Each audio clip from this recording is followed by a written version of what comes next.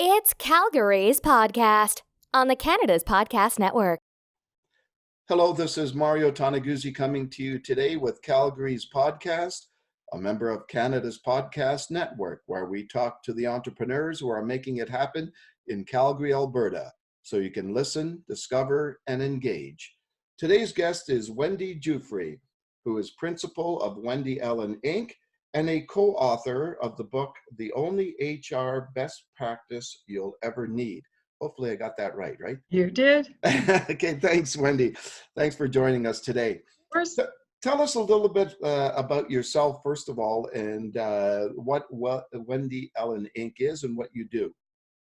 Yeah, so Wendy Ellen Inc. is an HR consulting firm. We call ourselves basically a generalist firm, which means that we can provide HR services from when an employee walks in your door or even before. We'll help you find that employee all the way through to when they eventually leave. And so Wendy Ellen Inc.'s been in business in 2020, it'll be our 15th year. We work mainly with small to mid-sized business in Calgary, Edmonton, and we do some US affiliates, those kinds of things as well. So I had my start in the HR world at Shell Canada. So I was all big business HR. And then once I did my first contract in a small to mid-sized business, realized that's where I wanted to be and didn't really look back. So just been growing since then. How did you get involved in this area initially? Well, it's quite funny because right out of school, I was hired at Shell Canada and I was hired as a writer. I've got a Bachelor of Science in Psychology, minor in English, and I was hired as a technical writer. And it was right in the late 80s, early 90s, where another big bust hit and they got rid of all those basic ancillary type departments. So I was moved into human resources and worked in human resources at Shell Canada for 14, 15 years. So it kind of just happened, I guess, is the best way to say it. And like I said, I've really never looked back. You know, when you look at Calgary these days, tell me what the benefits are of doing business and being an entrepreneur in Calgary right now. Well, I think Calgary has a lot of opportunities for entrepreneurs. There's a lot of us, that's for sure. Right now, a lot of availability on space and actually a lot of availability with great resources. There's a lot of good people out there. So as entrepreneurs, either starting up a business or looking to broaden your business, there's a lot of good people to choose from. I also think Calgary has that entrepreneurial spirit, Edmonton as well, but it's such a small world. And once you get into that entrepreneurial world, there's a lot of people willing to assist in Calgary. So all you need to do is be willing to reach out, get involved in networking professionally, also personally through volunteer work, that kind of thing. And I find great opportunities and great people. What about the challenges these days? Well, I think the obvious challenge, of course, is the economy, the new federal government. I don't think I have to talk too much on that. So I think, for industry as a whole, that's a challenge. I think really starting a business is a challenge at any point. With Calgary, you do have those resources to do so. But I think the biggest challenge right now is sort of the economy, and part of it too is the mood. So I think we have to kind of, as entrepreneurs, just keep on going. Like I think Alberta is historically known for. So, but yeah, I think that's the obvious biggest challenge. What's your book about?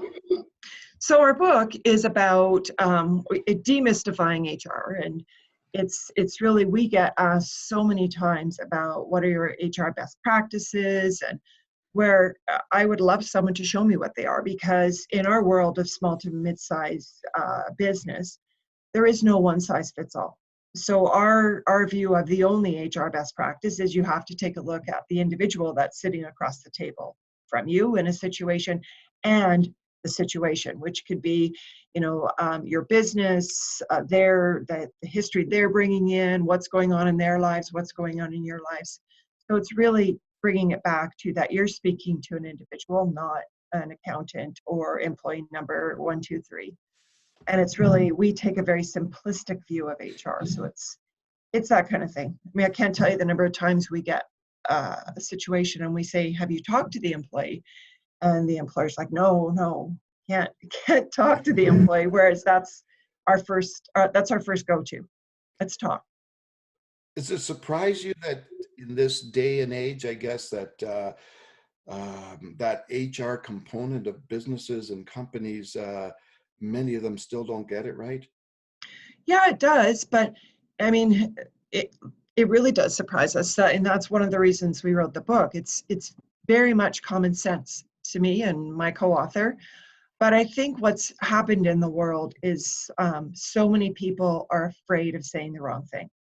So instead of saying the wrong thing, they don't say anything at all, which in a lot of ways can be construed as saying the wrong thing. Mm-hmm. So it's really, it's surprising in one way, but on the other hand, people just want to stay out of court. They want to stay out of legal troubles, and they don't want to offend anybody.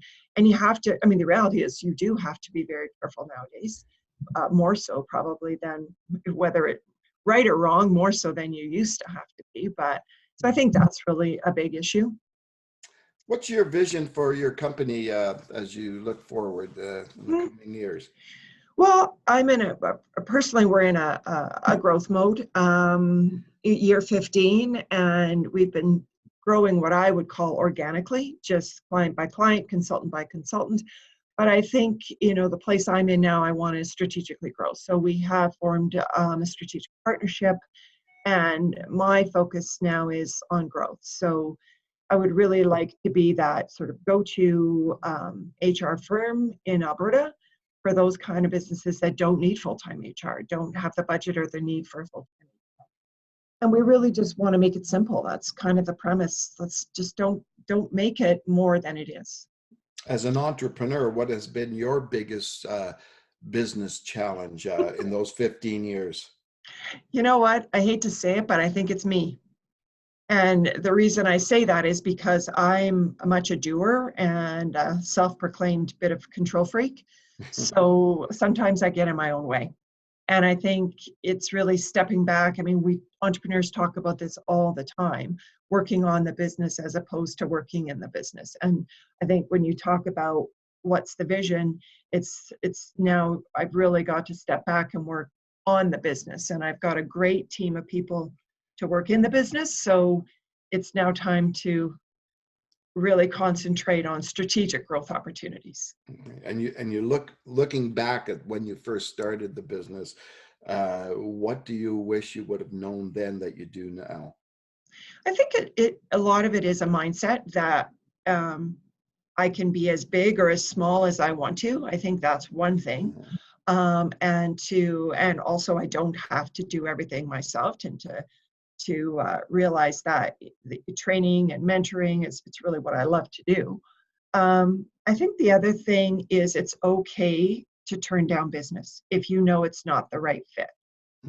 Where I've tried to make relationships fit knowing that they're not the right fit. And I think that's one of my biggest lessons is right at the beginning. You typically do know when a client is not the right fit, and just being able to say that. That's a tough thing though for entrepreneurs, isn't it? Because especially they don't want to lose when that money. Exactly. I mean, that's especially when you're starting out, or and it's also a bit, to me, it's also more of I feel like a bit of a failure when that happens. Whereas I think if I look at it right, it would be the other way around. That's the right decision. But yeah, it's tough because you're turning down money. Yeah. And you got to do it in a way that you don't burn any bridges, or, you just have to be really careful. I know it well. I've gone through that debate in my own mind many times. You've obviously talked to a lot of people over the years. Does anything resonate with you as the best single piece of advice you've ever received on being an entrepreneur? Yeah, I think there is. I worked closely with a business development fellow one time at a client that we were at, and he always said to me, never use the word but. There's lots of other words you can use, however, nevertheless, but he said, I just used it, but has a connotation that is often negative and can turn what could be more of a positive discussion into something negative. So I've really tried to remember that. It's hard. I think it's a good piece of advice. Interesting. If you weren't doing what you're doing now, what would you be doing, do you think, as Yeah. a career? As a career, always had an interest in being a lawyer. So that was always, I actually thought about going to law school a little while ago, and then I thought about, wow, it's a long road. So I put that one aside. But I think professionally, that would probably be my other calling. Okay. And any Yeah. reasons for that? Like what appeals to you? I think it's really more the challenge. I'm always looking for a challenge, but I think once again, in the HR world where we try and look at people being treated fairly and ethically, with well, also keeping in mind the confines that people have to get a business done. There has to be work done, but we're always looking at making sure that there's equity and fairness. And I think probably those values of mine resonate. The thought of being a lawyer would be similar. And I think, I would be more criminal, that kind of law. It's not corporate law, doesn't really interest me. I've read a few contracts and I don't think I could do that for a living. So, All right. I'm going to switch gears here and sure. ask you some personal stuff. Everybody has a bucket list these days, a personal bucket list. What is on top of yours right now? Well, this is kind of an odd thing. Top of my bucket list is I've always wanted to have couple horses, so that could be my downtime on the weekend. So, and I used to ride a lot as a kid, so that's probably top of my bucket list. It's that I understand that they take a lot of time, and right now it's just that I don't have that time. But that and probably more traveling would be on my bucket list. So what do you do then to sort of create that work-life balance for yourself? Like what are some of your passions or interests, hobbies? Well, in the summer, it's a lot easier because we like to get out and do stuff on the weekends in the summer, but I'm a bit of a fair weathered person, so the winters are a bit tougher. I work out a lot, almost every day, a lot of that with my spouse or my kids. So that is really a great way, obviously, for a lot of reasons to regenerate your energy and that sort of thing, spend some quality time with your family. So that's a big one of mine. But it's really also, I just like to connect with my consultants, my colleagues, and on a different level other than talking about specific projects. And it's interesting what kind of ideas can come up from just sitting around having a glass of wine and chatting. True. Yeah, so Yeah. true. Yeah. Are you a reader? Like, it's funny because in these days and this day and age, whenever I ask this question, a lot of people say, "Well, I don't read books anymore." Do you read books? I actually read a lot. I love books. What are you reading right now? Well, right now I'm reading the Testaments with the Margaret Atwood book. Yeah, I love reading. Have an e-reader full of books. There's nothing like a nice, fresh hard copy book, though. Okay, For sure. And is there any particular kind of book that you like to read? Well, I prefer fiction. It's all kinds of fiction. I'm not to be honest, I'm not a big business book reader.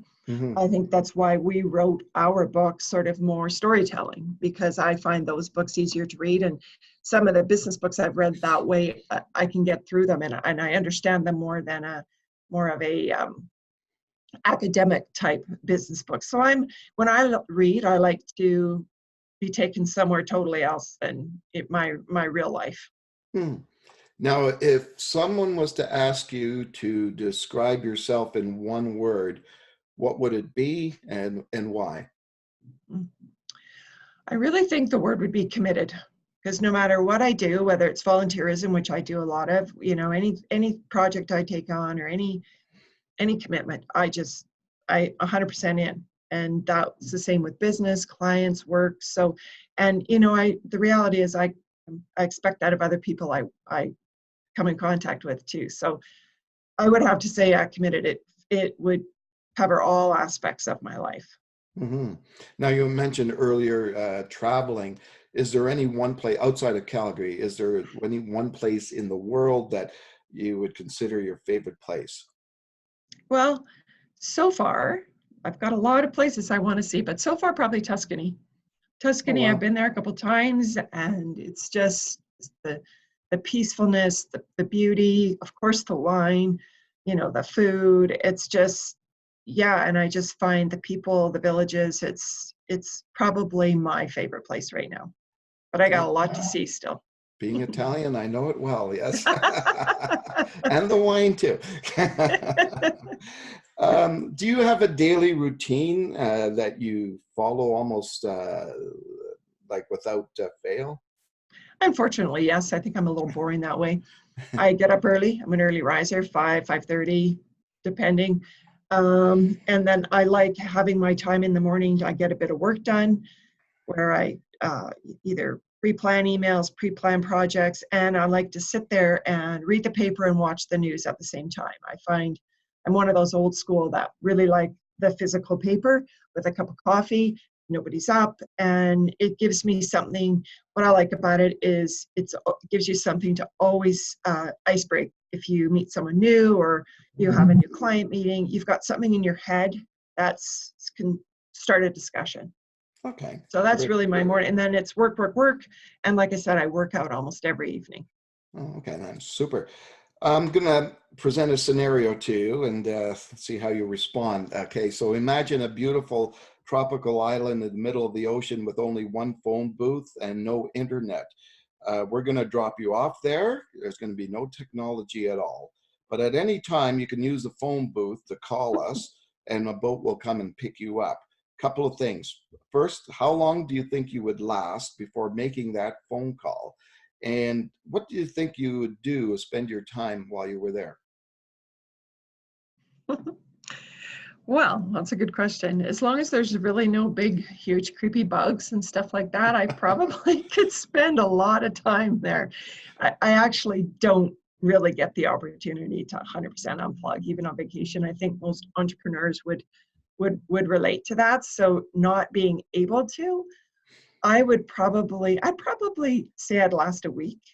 And, I would just probably sleep a lot, relax, sit by the water. Hopefully there's some good fruit and really just enjoy the quiet, I think is really what would be wonderful. Okay, great then. Is there anything you'd like to add, Wendy, before you leave us today? Um, I think just talking sort of in my field, I think it's Calgary's a great place to work. I think Calgary's a great place to be an entrepreneur. I have a lot of wonderful business connections and friends who are also entrepreneurs. And the other thing I think that, we as entrepreneurs have to remember, and business owners, whatever, is we've got a lot of generations working in the workforce together right now. And I think it's super important to embrace them all. And they all have their own value and strengths and challenges at the same time. And I think it's going to make for a really interesting working world moving forward. As they say, yet another generation is moving into that working world. So Mm-hmm. I'm really just in a great place right now, being an entrepreneur in Calgary. Okay, thanks for joining us today, Wendy, Thank and you. being our guest on Calgary's podcast.